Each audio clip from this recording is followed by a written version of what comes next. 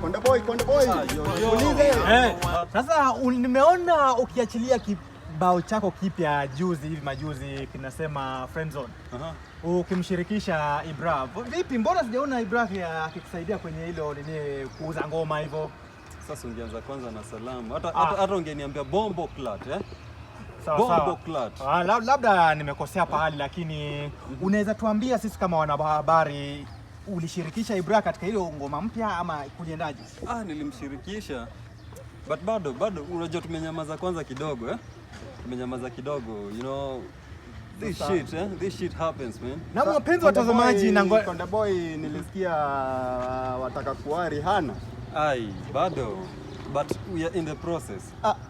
We are in the process, Haya, sasa basi kufikia hapo naona watazamaji mmeshajua hali halisi kwamba Harmonize amemshirikisha Ibra, lakini ni kwamba Ibra labda hataki tu kumsaidia katika kuuza hii ngoma yake.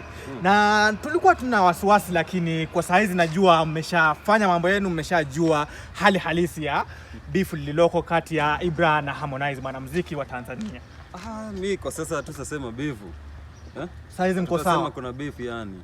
Ule ni nyama hiyo. Ule ni dogo wangu, ndugu yangu yani. Beef nyama hiyo. Spread love kabisa. Wenyewe tumeshafurahia kwa mtaona mnamrudisha kwenye industry, tumeona mmemrudisha, kila kitu kitakuwa sawa.